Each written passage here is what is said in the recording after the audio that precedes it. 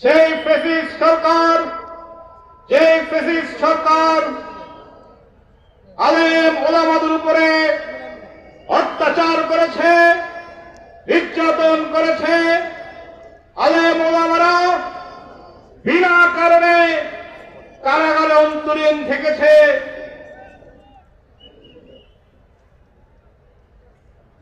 আমাদের পীর সাহেব হুজুরকেও মিথ্যা গণহত্যা মামলায় তাকে জেল খাটিয়েছে।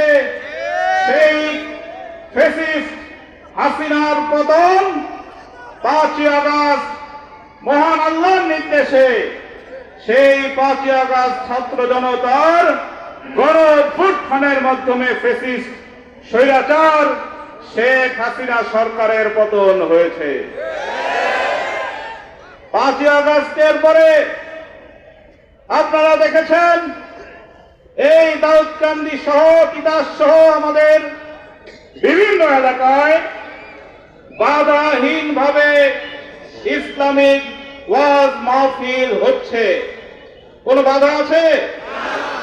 আমরা যদিও রাষ্ট্র ক্ষমতায় নাই, কিন্তু আমাদের পক্ষ থেকে আমরা পুলিশ প্রশাসন, স্থানীয় প্রশাসনকে জানিয়ে দিয়েছি যে আমার আপনার ধর্ম ইসলাম, আমার আপনার যে সৃষ্টিকর্তা মহান আল্লাহ তাআলার বাণী, প্রিয় নবী মুহাম্মদ রাসূলুল্লাহ সাল্লাল্লাহু আলাইহি ওয়াসাল্লামের হাদিসের উপরে যত ইসলামিক মাহফিল হবে কোন মাহফিলে বাধা দেওয়া যাবে না।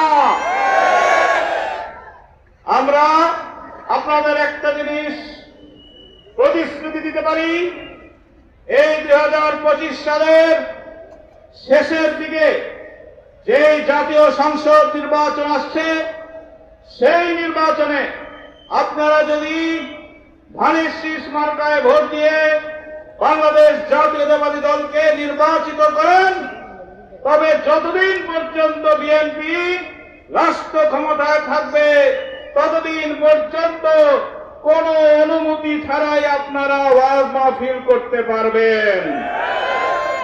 এটি আমাদের প্রতিশ্রুতি। কারণ বিএনপি ইসলামিক মূল্যবোধ এবং জাতীয়তাবাদী চেতনায় বিশ্বাসী। আমাদের দলের প্রতিষ্ঠাতা শহীদ রাষ্ট্রপতি জিয়াউর রহমান সংবিধানে বিসমিল্লাহির রহমানির রহিম এনেছিলেন। তিনি ধর্ম নিরপেক্ষতার পরিবর্তে একমাত্র মহান আল্লাহ তাআলার উপর আস্থা, বিশ্বাস এবং সকল ধর্মের সমান অধিকার তিনি প্রতিষ্ঠিত করেছিলেন।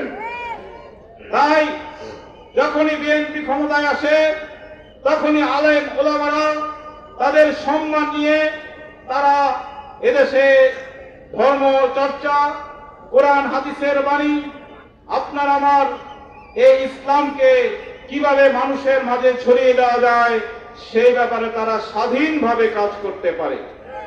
তাই আর বক্তব্য না বাড়িয়ে আপনারা আসার সময় দেখলাম একটি রাস্তা, এই রাস্তাটি কাঁচা রাস্তা।